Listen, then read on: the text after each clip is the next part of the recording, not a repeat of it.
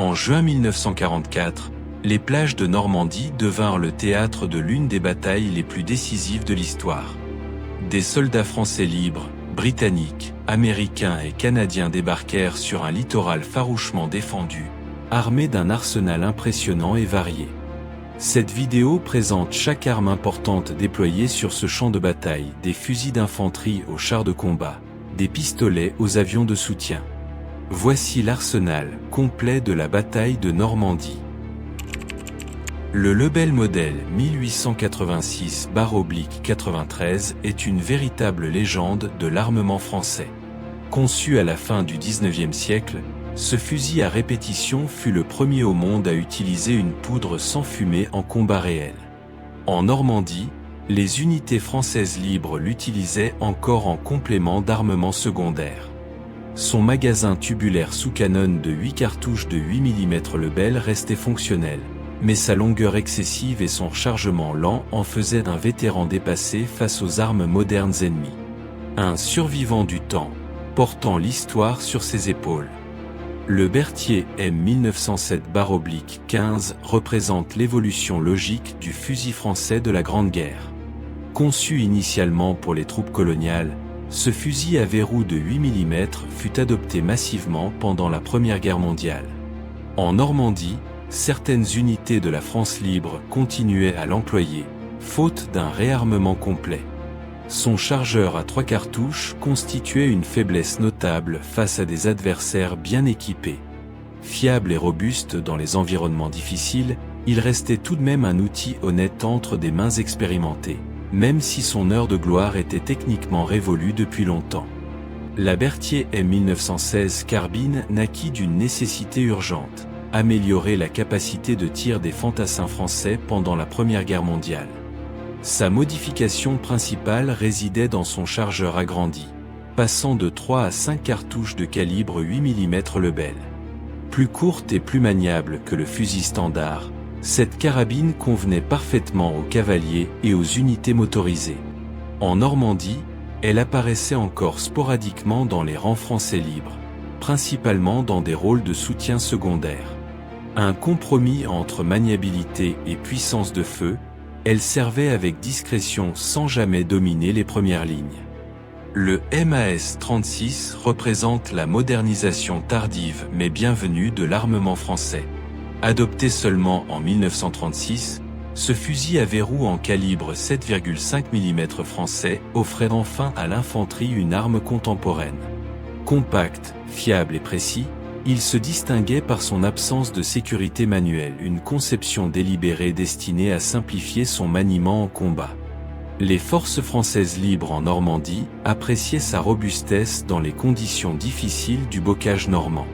Son principal défaut demeurait son retard à entrer en service, trop peu d'exemplaires ayant été produits avant la débâcle de 1940. Un vrai fusil de combat pour son époque. Le fusil automatique modèle 1917 constituait une tentative ambitieuse de doter l'infanterie française d'une capacité de tir automatique en pleine Grande Guerre. Alimenté par un chargeur à 5 cartouches de 8 mm Lebel, il permettait un tir semi-automatique, une avancée remarquable pour l'époque. En Normandie, quelques exemplaires subsistaient encore dans les arsenaux des unités françaises libres, témoins d'une époque révolue. Sa fragilité mécanique et sa sensibilité à la saleté lui valurent une réputation difficile. Néanmoins, dans des conditions optimales, ce fusil offrait une cadence de tir supérieure aux armes à verrou standard de l'époque. Le RSC modèle 1918 fut l'une des premières tentatives sérieuses de créer un fusil semi-automatique à grande échelle pour l'armée française. Chambré en 8 mm Lebel avec un chargeur à 5 coups, ce fusil gazier introduisait une philosophie nouvelle sur le champ de bataille: permettre à chaque fantassin de tirer plus vite sans recourir au verrou. En Normandie, rarissime mais présent, il représentait une curiosité militaire davantage qu'une menace tactique dominante. Son mécanisme complexe nécessitait un entretien rigoureux, véritable cauchemar logistique pour des unités déjà éprouvées. Une bête rare sur les plages normandes. Le MAS 38 fut le pistolet mitrailleur de fabrication française par excellence. Chambré dans le calibre unique 7,65 mm longue, il présentait une conception ergonomique inhabituelle avec sa crosse inclinée distinctivement vers le bas. Compact et relativement silencieux, il se prêtait bien aux opérations de reconnaissance et aux combats rapprochés dans le bocage normand. Ses principaux défauts résidaient dans son calibre sous-puissant comparé au 9 mm Parabellum et dans sa cadence de tir modérée. Les unités françaises libres qu'il utilisait en Normandie l'appréciaient pour sa fiabilité mécanique, même si elles lui préféraient souvent les armes britanniques et américaines plus puissantes disponibles. Le FM 24/29 était le vrai cheval de bataille de l'infanterie française. Ce fusil mitrailleur, conçu dans les années 1920 et adopté en 1929, chambrait la puissante cartouche 7,5 mm française. Avec sa cadence de tir d'environ 450 coups par minute et son chargeur courbe de 25 cartouches, il offrait une puissance de feu supplémentaire à chaque section d'infanterie. Les forces françaises libres en Normandie comptaient sur lui pour couvrir les mouvements de leurs camarades dans les haies du bocage. Sa construction solide et sa fiabilité légendaire en faisaient l'arme d'appui préférée des fantassins. Un outil de guerre redoutable et éprouvé. La Hotchkiss M1914 était une mitrailleuse légendaire qui avait traversé 2 guerres mondiales. Introduite officiellement en 1914, cette mitrailleuse à refroidissement par air utilisait un système d'alimentation par bande métallique rigide de 24 ou 30 cartouches en 8 mm Lebel. Sa réputation de fiabilité extrême était bien méritée, elle fonctionnait dans la boue, la chaleur et le froid avec une constance remarquable. En Normandie, elle représentait encore une présence sur les positions défensives françaises. Lourde et encombrante selon les standards modernes, elle compensait par une précision digne d'éloge et une endurance à toute épreuve sur le champ de bataille normand. La Mac 1931, également connue sous le nom de mitrailleuse Rebelle dans certaines configurations, fut conçue spécifiquement pour l'armement des véhicules blindés français. Chambrant la cartouche 7,5 mm française, elle s'adaptait parfaitement aux tourelles des chars Renault et Saumua. Son tambour d'alimentation de 150 cartouches lui conférait une autonomie de tir impressionnante sans rechargement fréquent. En Normandie, lorsque les chars français libres entrèrent en action, cette mitrailleuse assura leur défense rapprochée contre l'infanterie ennemie. Sa cadence de tir soutenue et sa robustesse mécanique lui valurent une réputation solide parmi les équipages de blindés qui lui faisaient pleinement confiance. La Mac 1934 représentait la version modernisée et allégée destinée à l'aviation française. Chambrant également la cartouche de 7,5 mm, cette mitrailleuse aérienne se distinguait par sa cadence de tir considérablement augmentée, répondant aux exigences des combats aériens à grande vitesse. En 1944, on la retrouvait encore montée sur certains aéronefs français et dans des positions fixes de défense antiaérienne légère. Sa conception compacte facilitait son intégration dans des espaces restreints. Sur les terrains normands, quelques exemplaires en configuration terrestre apportaient une puissance de feu supplémentaire aux positions défensives des unités françaises libres combattant aux côtés des Alliés. Le Chauchat reste l'une des armes les plus controversées de l'histoire militaire française. Conçu durant la Première Guerre mondiale comme fusil mitrailleur léger en 8 mm Lebel, il souffrait d'une réputation déplorable due à son magasin semi-circulaire fendu sur les côtés, laissant pénétrer boue et débris. En Normandie, sa présence demeurait anecdotique et marginale, quelques unités mal équipées possédant encore ces vestiges d'une autre époque. Malgré ses nombreux défauts de conception notoires, sa légèreté et sa disponibilité en faisaient parfois une solution de dernier recours. Un vétéran tristement célèbre pour toutes les mauvaises raisons sur le champ de bataille. La Hotchkiss M1922 incarnait l'effort français d'exportation en matière d'armement automatique léger. Dérivée de la légendaire M1914, cette version modernisée proposait une construction plus légère et des améliorations mécaniques substantielles pour séduire les marchés étrangers. En Normandie, certaines unités des forces françaises libres recrutées depuis les territoires d'outre-mer ou les armées alliées de nations secondaires disposaient de cet armement polyvalent. Sa chambre pouvait être adaptée à différents calibres selon les commandes, offrant une flexibilité logistique appréciable. Robuste et précise, elle représentait l'excellence technique de l'industrie d'armement française des années 20 dans toute sa splendeur. Rebel Machine Gun. La Rebel Machine Gun, officiellement désignée MACML 1931 dans sa version montée sur véhicule, fut spécialement conçue pour l'armement des fortifications et des chars lourds français. Son imposant tambour d'alimentation de 150 cartouches en 7,5 mm lui permettait des rafales prolongées sans interruption, procurant aux équipages de blindés une puissance de feu défensif considérable. En Normandie, lorsque les unités blindées françaises libres entrèrent dans la bataille aux côtés des forces alliées, la Rebelle défendait leurs flancs avec efficacité. Sa solidité mécanique éprouvée et sa fiabilité dans les conditions de combat extrêmes en faisaient l'arme d'appui idéale pour les équipages de chars engagés.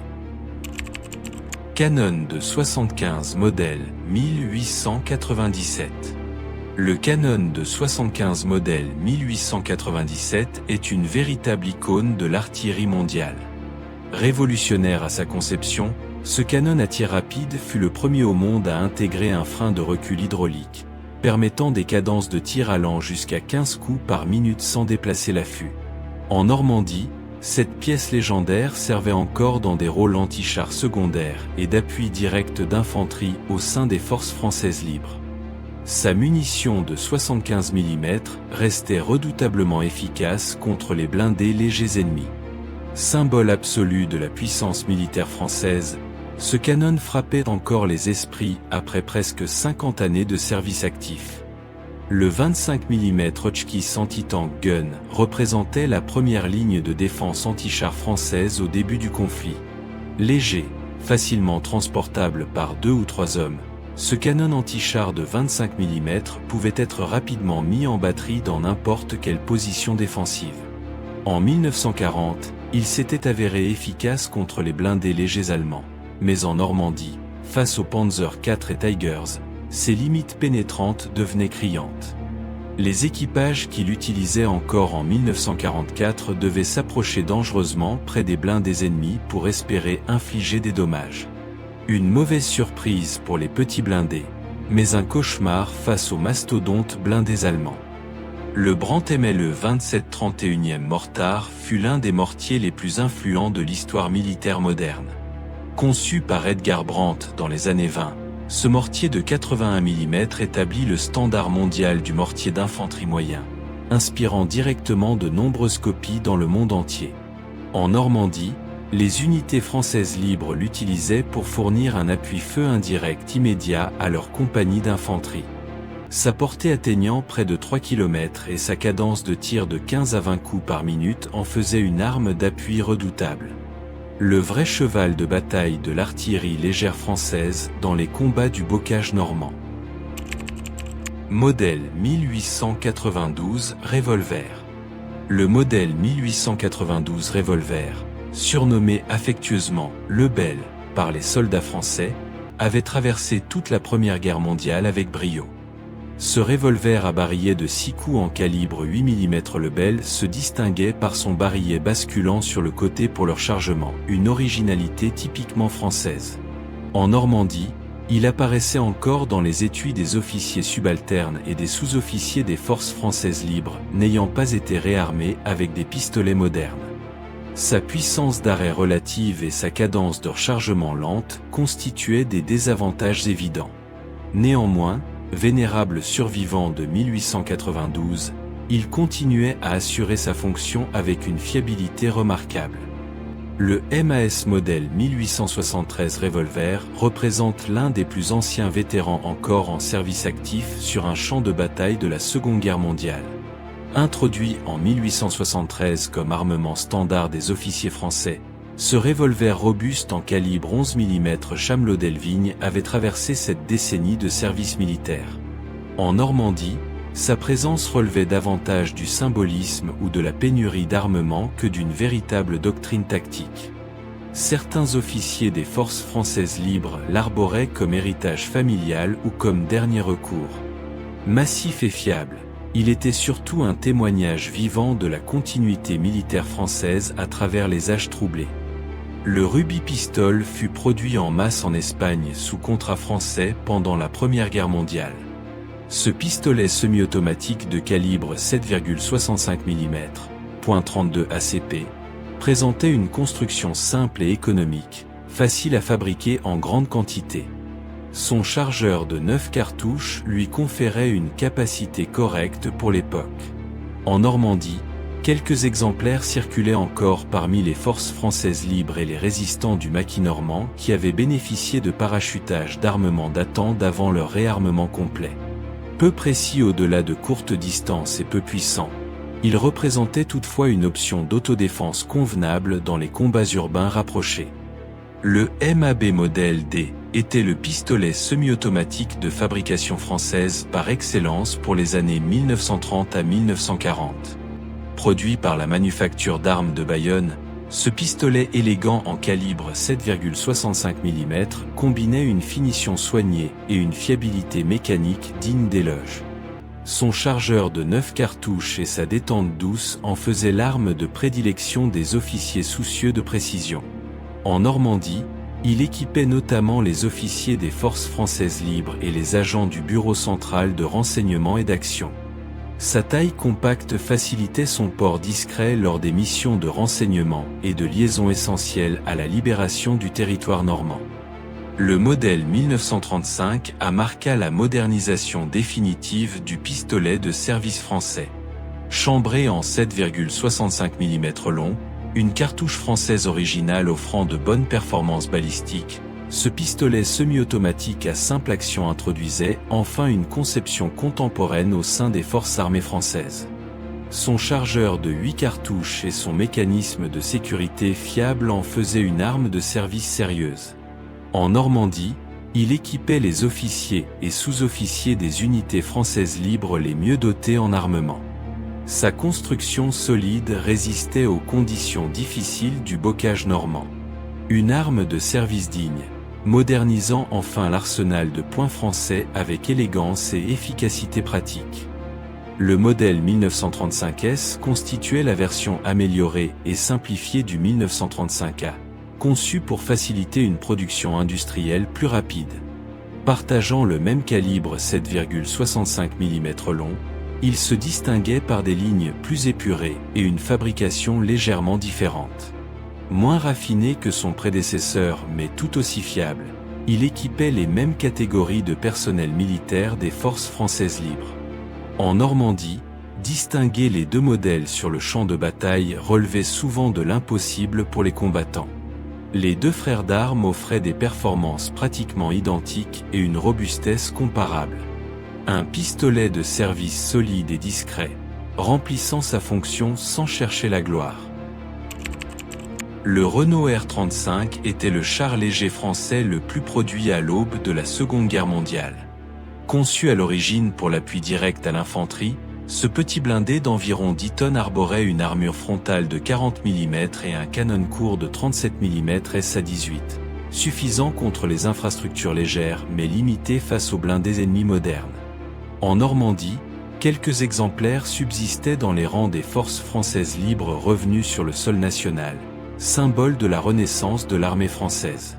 Lent, à environ 20 km/h, son équipage de 2 hommes souffrait de l'espace extrêmement réduit à l'intérieur de la tourelle monoplace.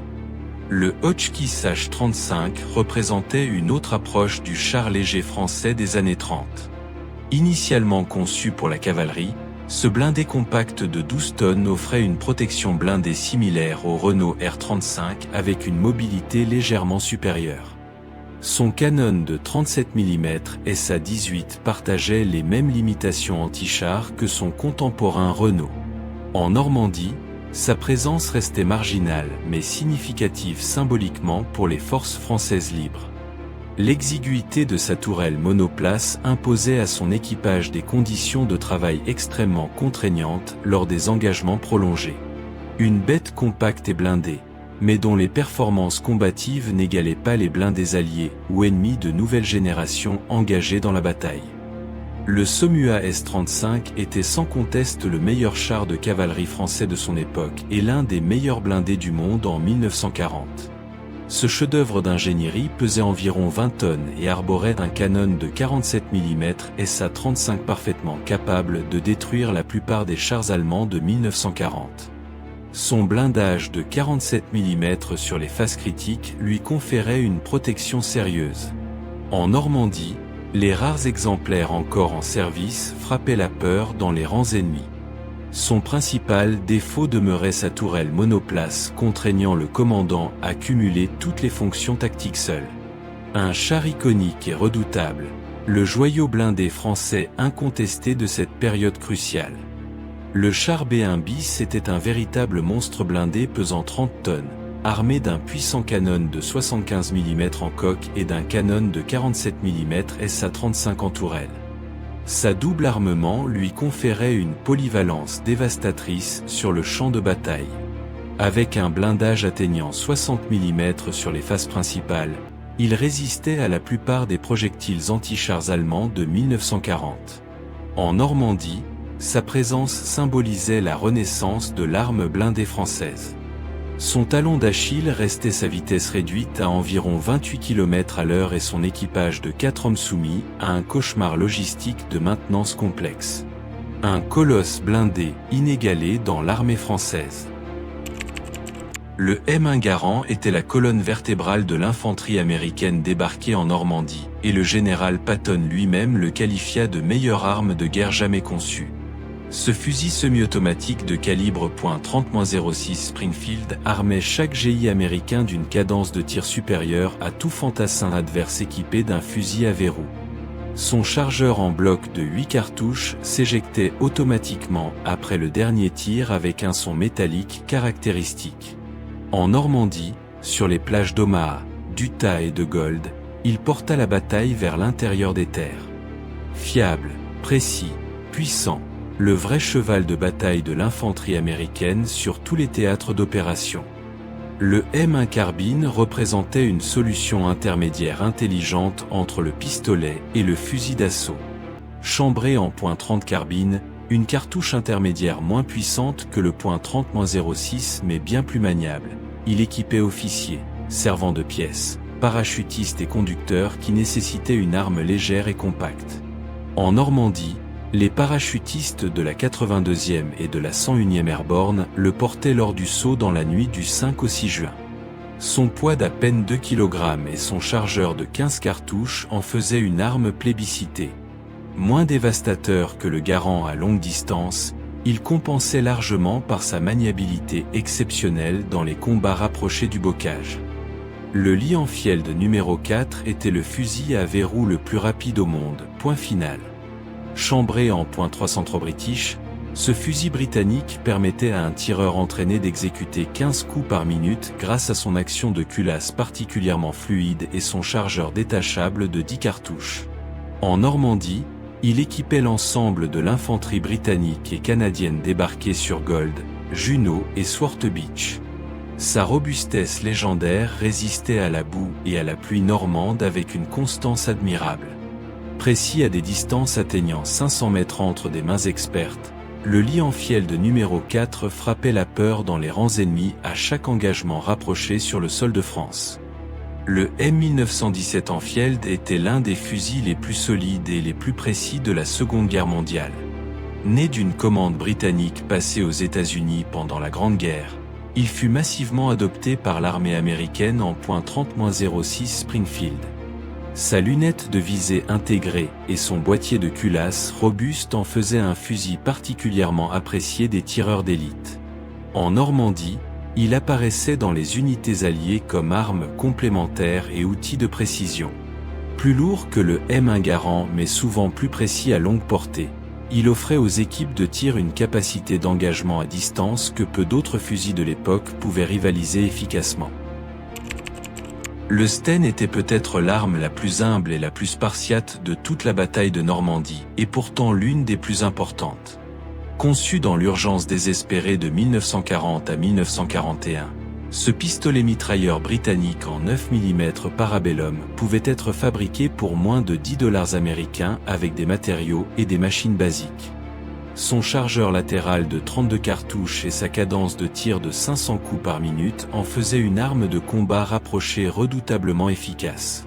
En Normandie, il équipait notamment les résistants du maquis normand ravitaillés par parachutage allié. Peu précis, sujet au blocage, mais produit par millions, une nasty surprise pour toute patrouille ennemie. Le Thompson M1928A1 était l'icône absolue de l'armement américain. La Tommy Gun entrait en guerre. Chambré en puissant .45 ACP, ce pistolet mitrailleur légendaire offrait une puissance d'arrêt dévastatrice à courte distance. Son chargeur circulaire de 50 coups ou son chargeur droit de 20 cartouches en faisait une arme à la capacité de feu impressionnante. En Normandie, les officiers américains, les parachutistes et les unités d'élite le portaient fièrement, sa silhouette distinctive inspirant confiance à ses utilisateurs. Son poids élevé et son coût de fabrication important constituaient ses principaux désavantages. Néanmoins, dans les ruelles des villages normands et les haies du bocage, son .45 ACP était absolument dévastateur. Le M3 Gris Gun était la réponse américaine au défi de produire un pistolet mitrailleur rapidement et à faible coût. Entré en service en 1943, ce pistolet mitrailleur en .45 ACP se fabriquait en métal embouti avec un minimum de pièces usinées avec précision. Sa conception délibérément simpliste lui valut son surnom peu flatteur mais parfaitement mérité. En Normandie, il équipait principalement les équipages de blindés, les servants de pièces et les personnels dont l'arme principale était encombrante. Peu précis au-delà de 50 mètres, sa cadence de tir volontairement lente de 450 coups par minute facilitait la maîtrise des rafales. Une arme sans prétention esthétique mais d'une efficacité redoutablement pragmatique. Le Bren Gun était le cœur battant de la section d'infanterie britannique et canadienne, son vrai cheval de bataille. Dérivé du tchécoslovaque EDBVZ. 26 et chambré en .303 British, ce fusil mitrailleur léger combinait précision remarquable et fiabilité éprouvée. Son chargeur courbe de 30 cartouches alimentant par le dessus était immédiatement reconnaissable. En Normandie, sur Swart, Gold et Juno Beach, chaque section s'appuyait sur son Bren pour couvrir les bonds successifs. Sa cadence de tir modérée de 500 coups par minute facilitait la conservation des munitions lors des engagements prolongés. Léger, précis, fiable sous la pluie normande, le Bren Gun frappait la peur dans les rangs de l'infanterie ennemie. Vickers Machine Gun. La Vickers Machine Gun était une institution militaire britannique, une légende absolue de la guerre industrielle. Refroidie à eau, chambrant le .303 British, cette mitrailleuse lourde pouvait tirer indéfiniment sans surchauffe grâce à son radiateur enveloppant le canon. Sa fiabilité quasi mythique et sa portée efficace atteignant 2000 mètres en faisaient l'arme d'appui par excellence pour les positions défensives et offensives alliées. En Normandie, les bataillons de mitrailleuses la déployaient en position fixe pour couvrir les avances d'infanterie et harceler les contre-attaques allemandes.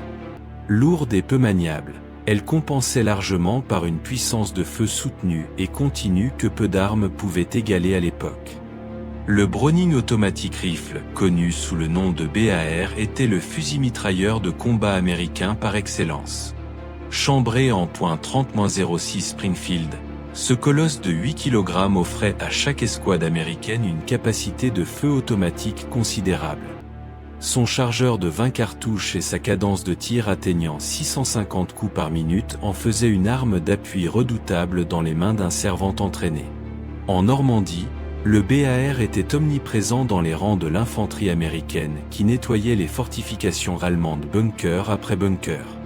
Lourd mais solide, précis jusqu'à 500 mètres, il dominait les espaces ouverts du bocage et les sorties de plage avec une autorité dévastatrice.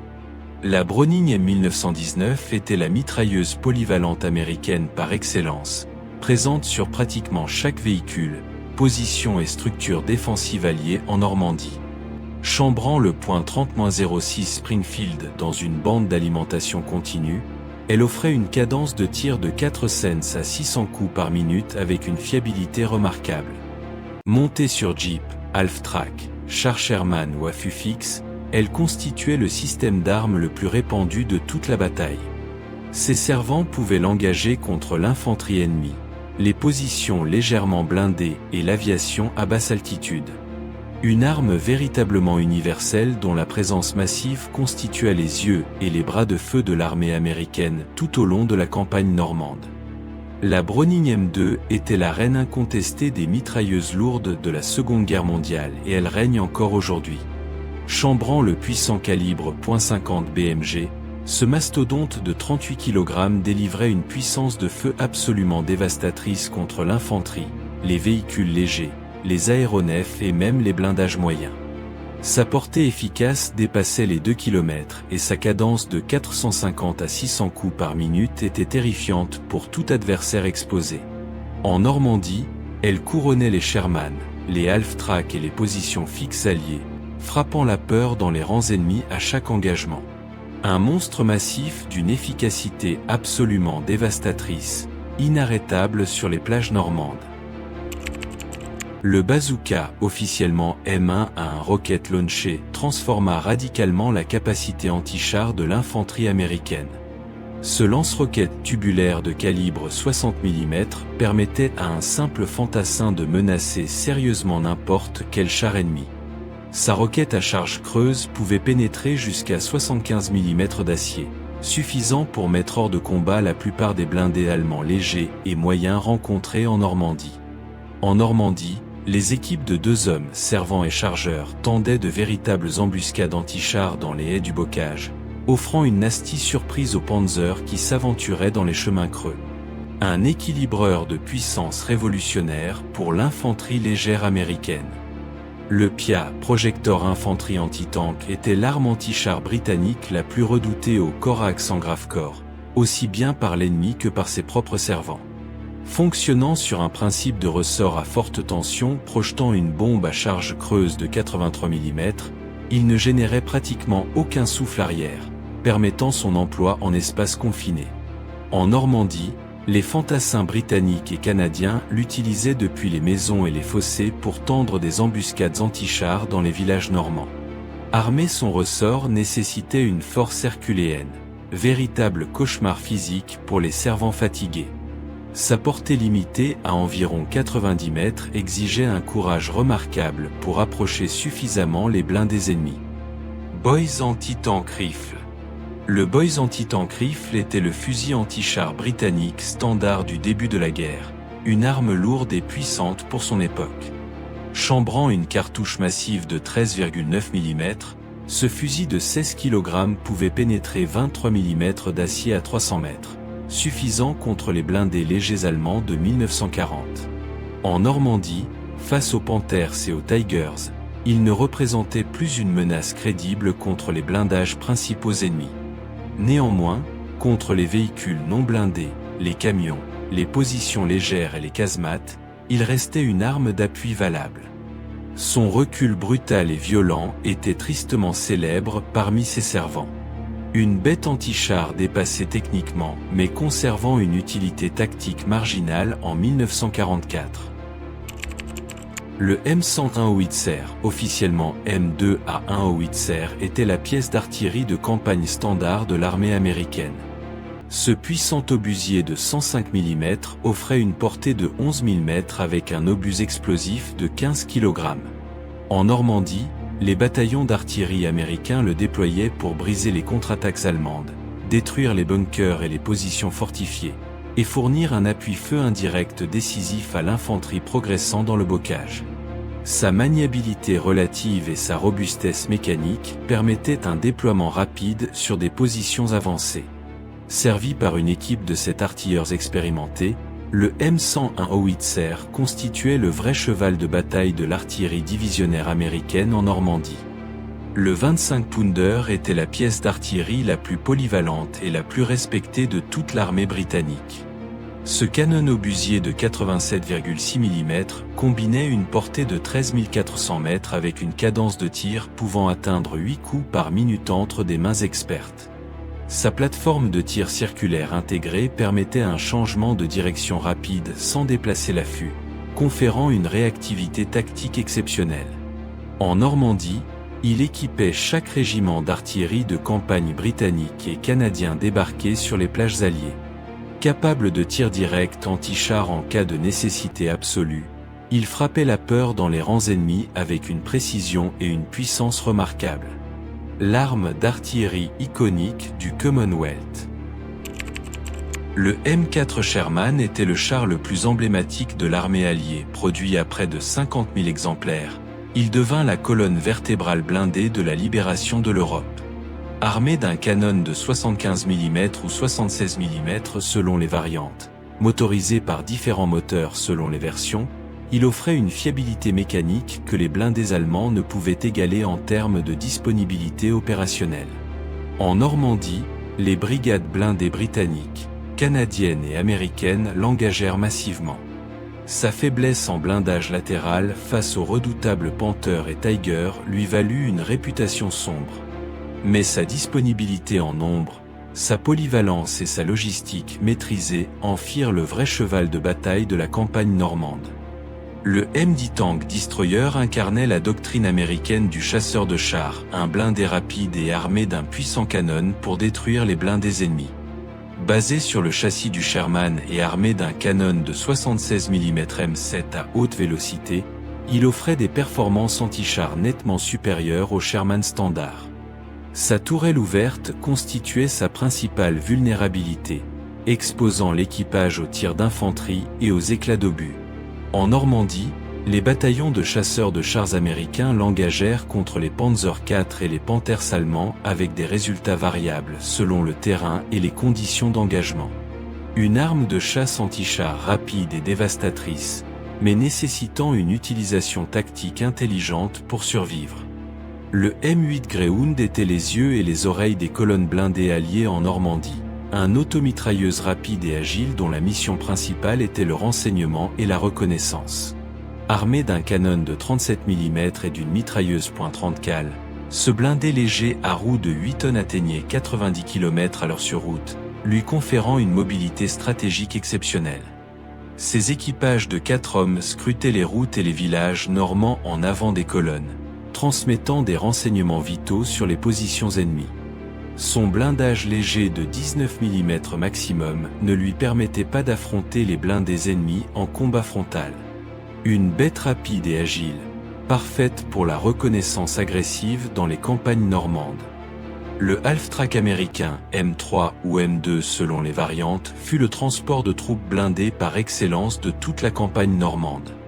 Ce véhicule hybride, combinant l'avant d'un camion ordinaire avec un train de chenille arrière, offrait mobilité sur tout terrain et protection partielle à l'infanterie embarquée. Ses flancs blindés de 6 à 12 mm protégeaient les soldats transportés des éclats d'obus et des balles légères. En Normandie, ils acheminaient l'infanterie mécanisée américaine directement vers les positions ennemies, leur Browning M2 ou M1919 monté à l'avant couvrant l'approche. Sa polyvalence absolue en fit le véritable couteau suisse motorisé allié, mais sa tourelle ouverte restait un vrai cauchemar logistique en zone de combat intense. Le carabiné 98K était le fusil réglementaire de la Wehrmacht et l'adversaire de la quasi-totalité des armes présentées dans cette vidéo. Ce fusil à verrou de 7,92 mm Mauser, dérivé du légendaire Mauser 98, représentait l'équipement standard de l'infanterie allemande depuis 1935. Sa précision exceptionnelle à longue portée et sa robustesse légendaire en faisaient une arme respectée par tous ses adversaires. En Normandie, il équipait la très grande majorité des fantassins allemands défendant le mur de l'Atlantique. Certains soldats des forces françaises libres utilisaient des exemplaires capturés faute de munitions pour leurs propres armes. Un fusil iconique dont la conception maîtrisée frappait encore la peur dans les esprits. Le MP40 était le pistolet mitrailleur emblématique de l'armée allemande, immédiatement reconnaissable avec son chargeur courbe et sa crosse repliable en métal. Chambré en 9 mm Parabellum, il offrait une cadence de tir de 500 coups par minute avec une fiabilité remarquable. Contrairement aux idées reçues, il n'était pas distribué massivement à l'ensemble de l'infanterie, mais réservé aux officiers, sous-officiers et équipages de véhicules.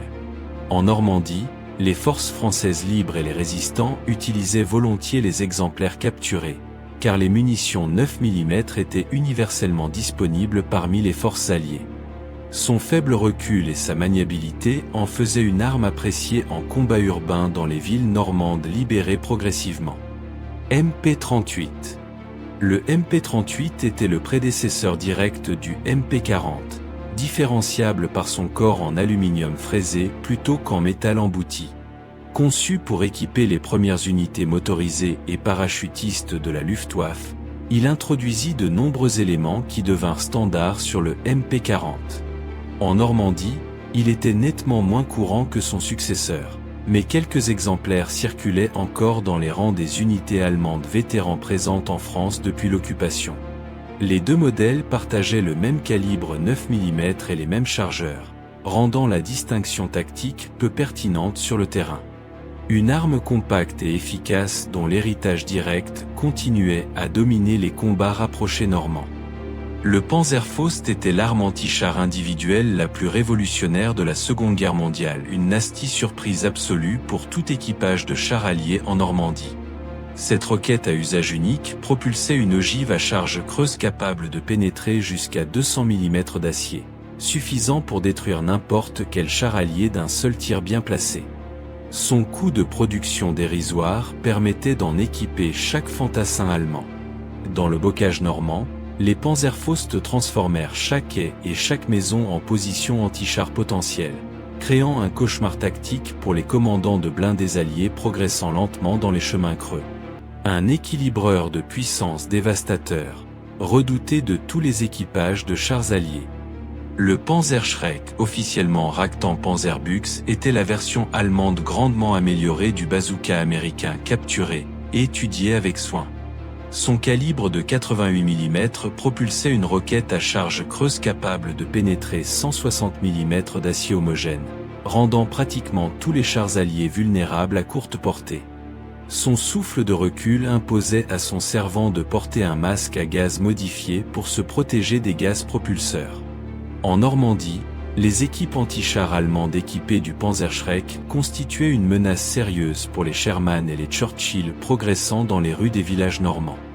Moins discret que le Panzerfaust mais plus précis et réutilisable, une bête anti-char redoutable et terrifiante. Walther P38. Le Walther P38 représentait la modernisation du pistolet de service allemand, une arme technique sophistiquée introduisant le double action sur un pistolet militaire de grande série. Chambré en 9 mm Parabellum avec un chargeur de 8 cartouches, il combinait la possibilité de porter chambre chargée avec sécurité et de tirer en double action sans armer le chien au préalable. En Normandie, il équipait les officiers et les sous-officiers allemands défendant les positions alliées. Les soldats alliés cherchaient activement à capturer des exemplaires comme trophée de guerre, la preuve d'un engagement victorieux. Sa réputation de fiabilité et d'innovation technique en faisait l'un des pistolets militaires les plus respectés de toute la Seconde Guerre mondiale. L'UG-P08. Le l'UG-P08 était peut-être le pistolet le plus célèbre et le plus convoité de toute la Seconde Guerre mondiale. Sa silhouette angulaire parfaitement reconnaissable et son mécanisme à genouillère unique en faisaient une arme fascinante aussi bien sur le plan esthétique que mécanique. Chambré en 9 mm Parabellum avec un chargeur de 8 cartouches, il avait équipé l'armée allemande depuis 1908. En Normandie, sa présence parmi les forces allemandes diminuait progressivement au profit du Walther P38 plus moderne, mais de nombreux officiers vétérans continuaient à le porter fièrement. Les soldats alliés le recherchaient comme trophée par-dessus tout.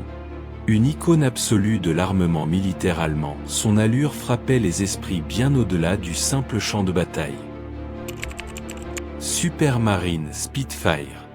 Le Supermarine Spitfire était la légende absolue de l'aviation de chasse alliée, un avion dont la seule silhouette inspirait une fierté immense aux uns et une crainte profonde aux autres. Propulsé par le légendaire moteur Rolls-Royce Merlin, ce chasseur britannique aux ailes elliptiques caractéristiques atteignait plus de 600 km/h dans ses variantes tardives. En Normandie, il assurait la supériorité aérienne tactique au-dessus des plages et des têtes de pont, permettant aux forces terrestres de progresser sans crainte d'interdiction aérienne ennemie. Ses canons de 20 mm Hispano et ses mitrailleuses .303 délivraient une puissance de feu dévastatrice contre tout appareil ennemi osant s'approcher des zones de débarquement. Un chasseur iconique et redoutable. Hawker Typhoon. Le Hawker Typhoon était la bête de chasse-bombardement tactique de la Royal Air Force et la terreur absolue des colonnes blindées allemandes en Normandie. Initialement conçu comme chasseur de haute altitude, il trouva sa vocation véritable en appui-feu rapproché. Armé de 4 canons de 20 mm et capable de porter 8 roquettes non guidées ou 2 bombes de 500 livres, il dévastait les convois motorisés et les concentrations de blindés ennemis. Son rugissement caractéristique du moteur Napier-Sabre annonçait la destruction pour tout véhicule allemand exposé sur les routes normandes. La menace des typhoons contraignit la Wehrmacht à se déplacer de nuit uniquement, paralysant ainsi totalement ses capacités logistiques diurnes. P-47 Thunderbolt. Le P-47 Thunderbolt était le chasseur bombardier américain par excellence en Normandie, massif, puissant et pratiquement indestructible. Ce colosse de 8 tonnes, propulsé par le moteur Pratt & Whitney R 2800 double Wasp de 2000 chevaux, atteignait près de 700 km/h. Ses 8 mitrailleuses Browning M2 de calibre .50 et sa charge de bombes jusqu'à 1 tonne en faisaient une plateforme d'attaque au sol absolument dévastatrice contre l'infanterie et les blindés ennemis. En Normandie, les groupes de Thunderbolt de la 9 Air Force américaine paralysèrent méthodiquement les lignes de communication et de ravitaillement allemandes, coupant les renforts avant qu'ils n'atteignent le front. Un vrai monstre massif du ciel normand. Douglas C-47 Skytrain. Le Douglas C-47 Skytrain ne portait pas de canon, mais sans lui, aucun autre avion de cette liste n'aurait pu combattre aussi efficacement. Dérivé du célèbre Douglas DC-3 civil, ce bimoteur de transport militaire constitua l'épine dorsale logistique et aéroportée des opérations alliées en Normandie. Dans la nuit du 5 au 6 juin 1944, plus de 800 C-47 larguèrent les parachutistes américains de la 82e et de la 101e Airborne Division au-dessus du Cotentin, une opération aéroportée d'une envergure sans précédent dans l'histoire militaire. Sa capacité à transporter 28 soldats équipés ou 3 tonnes de fret en faisait le vrai cheval de bataille de la logistique aérienne alliée tout au long de la campagne. Utiliser ces pièces pour pilonner les positions allemandes, détruire les carrefours stratégiques et soutenir l'infanterie dans les combats du bocage.